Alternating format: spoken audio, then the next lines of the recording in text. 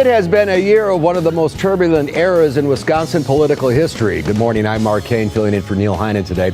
This month marks the one-year anniversary of the first protest at the state capitol over Scott Walker's then proposed budget repair bill.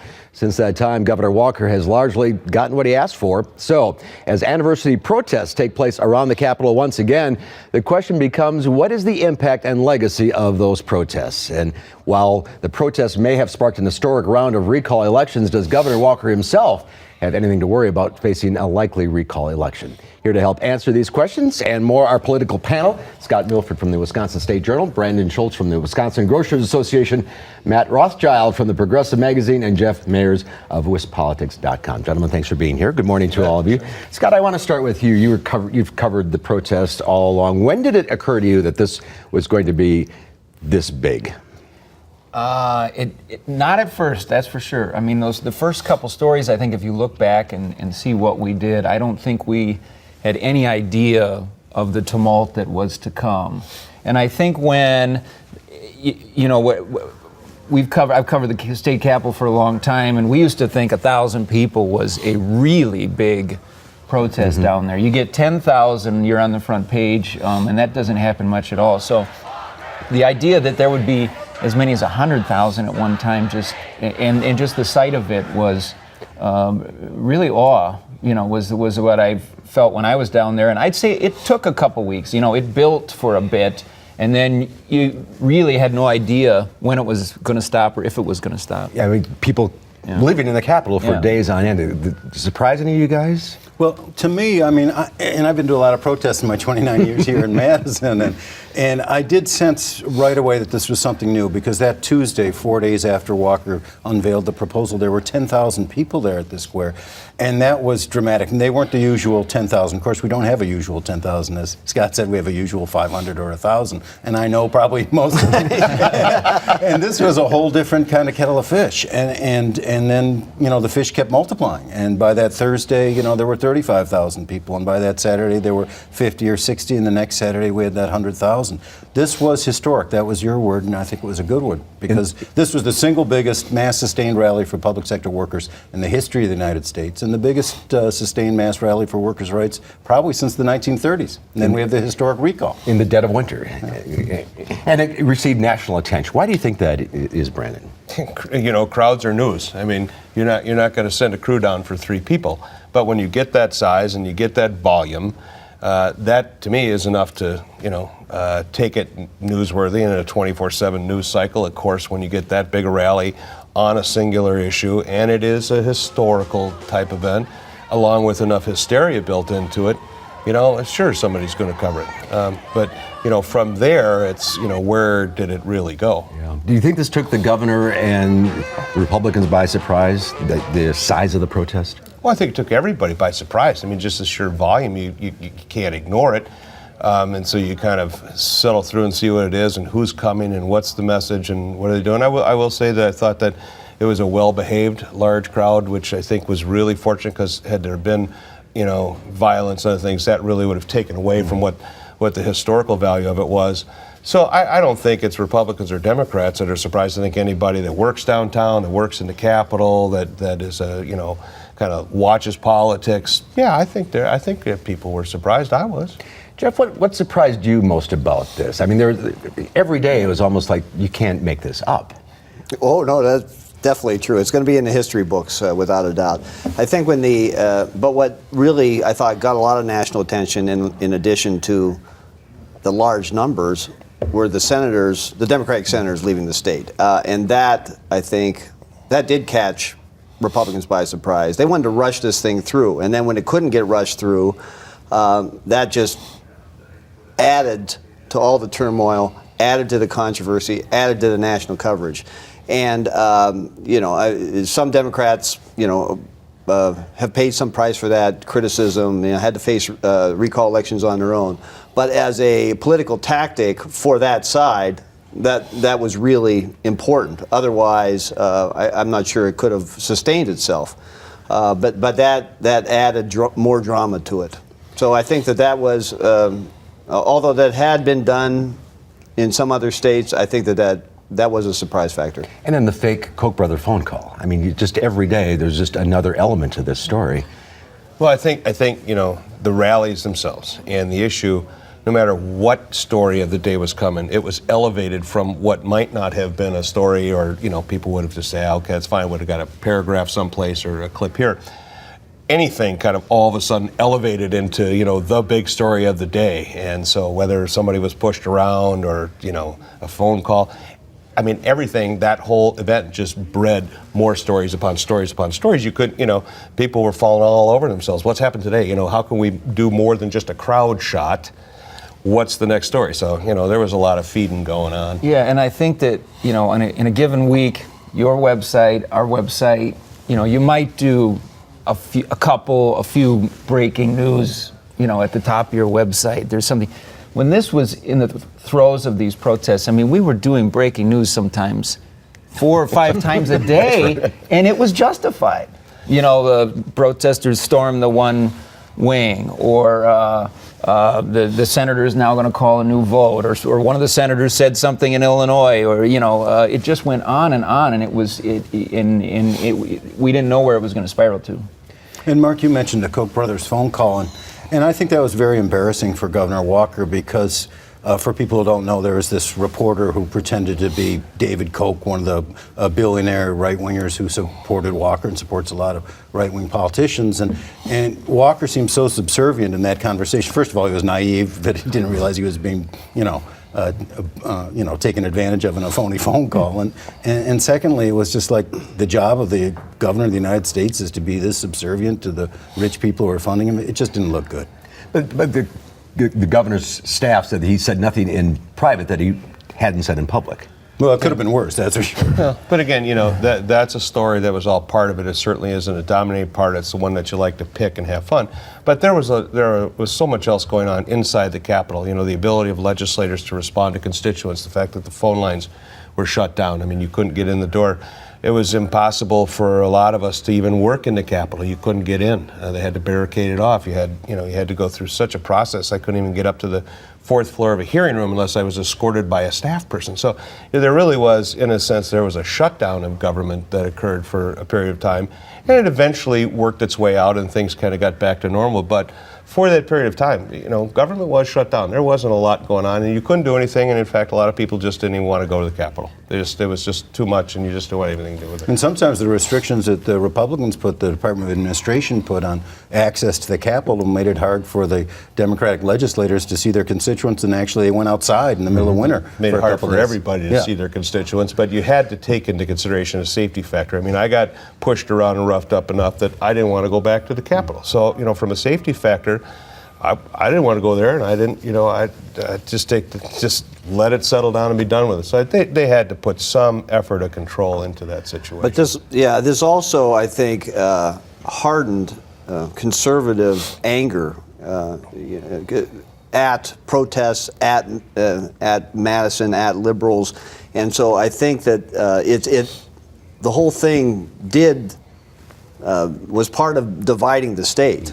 These protests, especially in the suburban ring around Milwaukee, and talk radio was constantly bashing them. And so what that did, I think, were hardened positions. So I think we're still living with that today.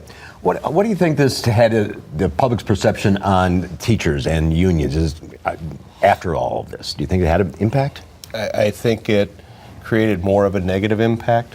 I think that, there were some views that said, these folks weren't teaching, they weren't in school.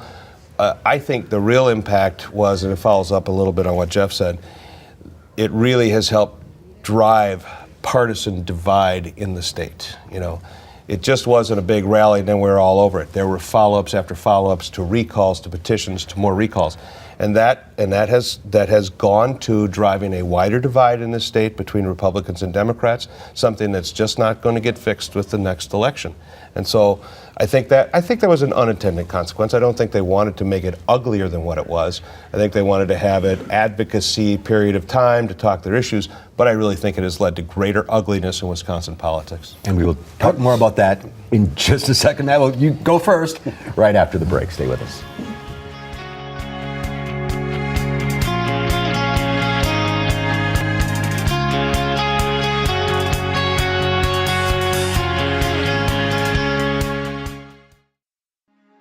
Welcome back to For the Record. We're discussing Wisconsin politics 1 year after the anniversary of the protest collective bargaining bill at the Capitol. And Matt Rothschild, we were talking about the perception of unions and teachers after all of this. Well, there's a split in the state, no doubt. But I think if it's focused on teachers, actually, I think the teachers win. And I think the Democrats win because so many people in this state, you know, they got kids in the public schools and they like their teachers. They like their kids' teachers. They don't want to say, oh, my kid's teacher who I like when I go in and see him for my teacher-student conference is evil. Mm-hmm. And so if it's painted that way against the evil teachers or even the evil teachers union, I think that's a loser for Walker and a loser for the Republicans. And I, for one, think the Madison Teachers Union played an incredible, powerful role by daring to take the teachers out those couple days at the beginning, because that too gave people time to rally, gave people inspiration to rally. And if it weren't for that and a couple other efforts, I don't think this would have ballooned the way it did. I think one thing that I agree that there was a lot of sympathy, particularly for the teachers. I think one thing that the unions didn't sort of discounted or didn't appreciate enough was that after the Great Recession in the private sector, there were workers of all sorts who had not gotten raises, who'd been laid off or lost money or had to pay more for health care. And I think when the unions were complaining about what they had to do, that Walker wanted them to do, there was a comparison. People said, well, how does that compare to what I've been dealing with the last couple of years? And it didn't compare favorably. You know, in a lot of cases, the private sector, Joe or Jill, had sacrificed more. And I'm not sure that they appreciated that when they pushed that. But that's just a race to the bottom, though, and you know, they're pitting workers who are suffering against workers who are suffering, and you know, I don't think ultimately, you know, that was the issue, because the unions, after all, conceded, and then it was just about busting public sector unions. You know, the outstate image though was back to, you know, looking at Madison and saying, you know, there they go again, and I don't think that people outstate had that sense about their teachers in their communities. I don't think that was a widespread dislike of teachers across the state. I think it was localized to there they go in Milwaukee. I think MTI didn't do a great thing by putting their teachers in that situation, because to some sense there was a bad light painted on all the teachers out of Madison when you know, just a few of them participated. So a lot of them participated. Well, fine, whatever, but still it still painted a bad light. And I think, you know, you kind of look at that. Because of the magnitude of this thing, I think that became a second and third, fourth story. Around the rest of the state, though, I don't think that was the reaction to teachers in communities. It was a myopic focus on Madison. I think it's important to remember, though, that this law just doesn't affect teachers or just doesn't affect state employees. If this had just affected state employees, there wouldn't have been anything like this.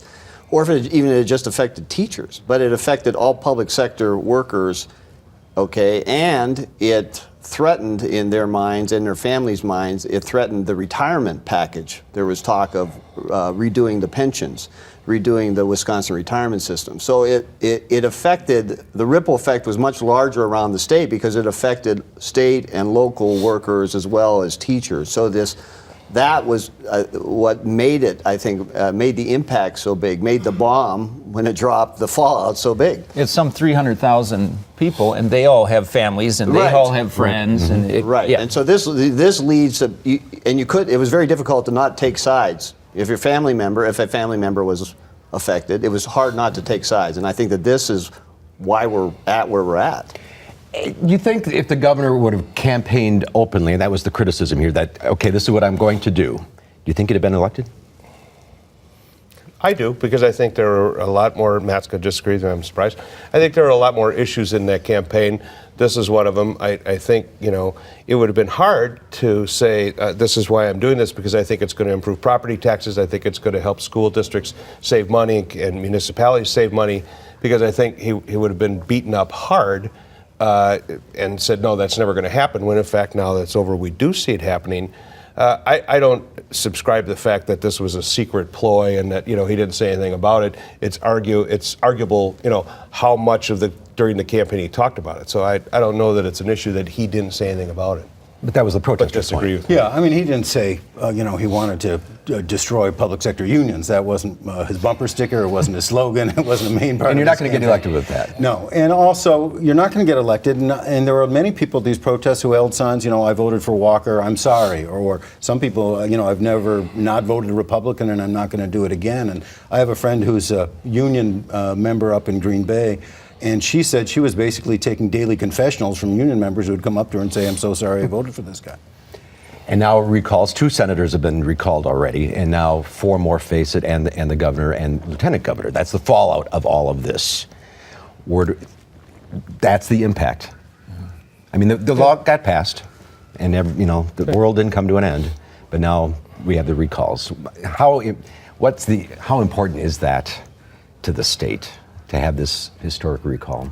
Well, I don't know that it's from a, history in a state is going to be what it is, and certainly it's going to be another historical event. It's unprecedented in some sense, but I don't know that the results are going to be what they want. And I think, a lot of people are just looking at this as a fait accompli. Well, we had these big protests, we got all these signatures, we're going to have an election, recall the governor, and then we're going to restore everything back to where it was 3 years ago or whatever. Well, that's just not realistic. It's simply not realistic. And I think it also will beg the question after this is over is the recall process something that should be kept as it is, or should there be made changes to it? Because as many have said, well, we just want to redo. Well, we have an electoral process, and that's where we elect people. If you're going to have recalls all the time just because somebody cast a vote that you didn't like and you can get enough signatures to try and recall them, you're going to take government as we know it and you're just going to decimate it, and you'll never get anything done. Well, and for the recall process, Robert La Follette, Fighting Bob La Follette, brought it in. The hurdle's real high in the state, so it has to be something pretty dramatic to get the voters to sign up and do another election. But to me, the real issue is whether Walker will be recalled or not.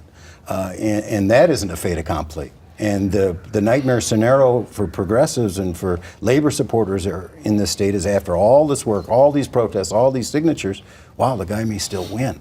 And that would have a tremendous negative impact in the state on the people who are doing the protesting and on the union movement, on the Democratic Party, on the progressive movement, and nationally. It would send a big signal to Republican governors around the state, keep shoving it to labor unions. Right. It sure wouldn't help Obama in the fall election if Walker wins. I mean, there'd be a deflated base that he'd have to try to energize to win a state most people think he has to win to get reelected. So the stakes are huge. I mean, they've never been bigger in terms of politics. I mean, so where it all leads, there's a lot of questions about, we can't predict the outcome because we don't know who Walker will run against. And the polls are uncertain until you have Walker versus the person. And once you know that, then things will become much clearer. Let's talk about where this all leads. We're going to take a quick break. We'll be right back.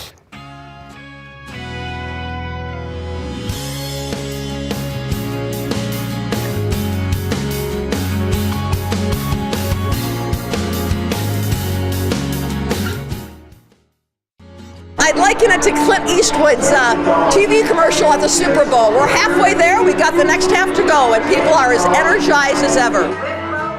It's former Dane County Executive Kathleen Falk, who has announced she is running for governor against, if a recall election takes place. The Democrats need a good candidate here. Is there one out there? Well, Russ Feingold, I think, was the ideal candidate. He said repeatedly he's not going to do it.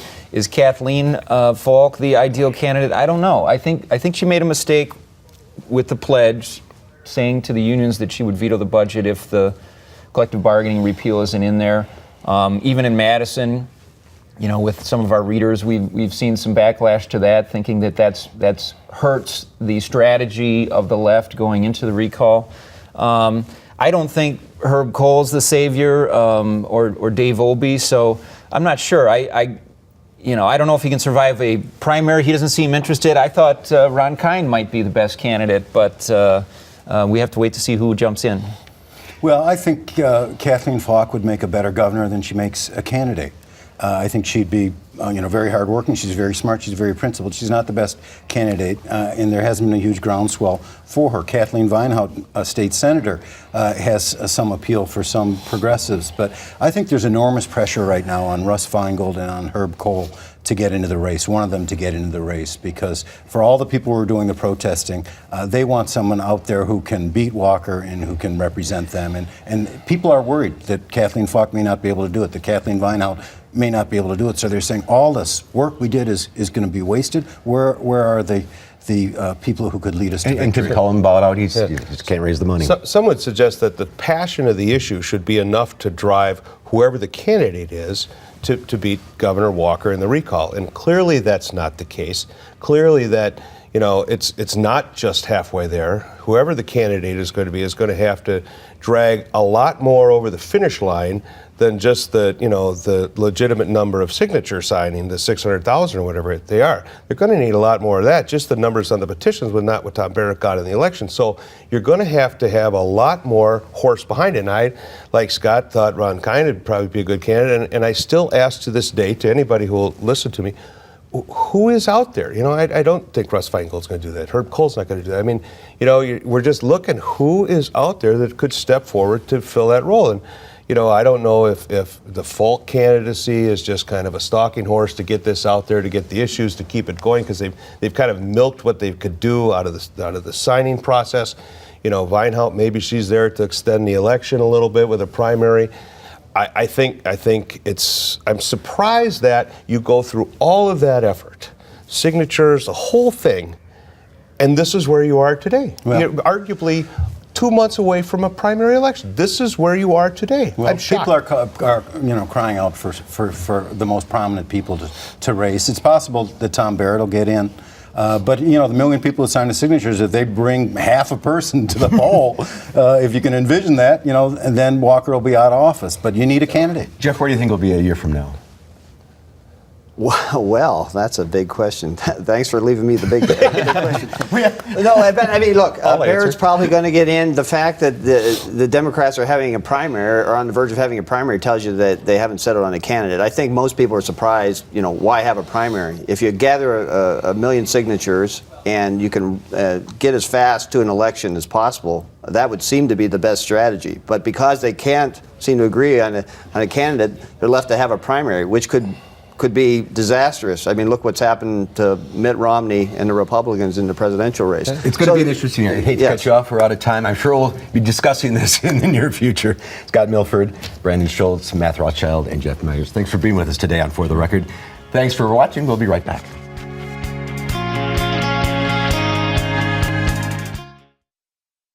I'm Mark Koehn. Thanks for watching. Neil Heiner returns next week. Enjoy the rest of your Sunday.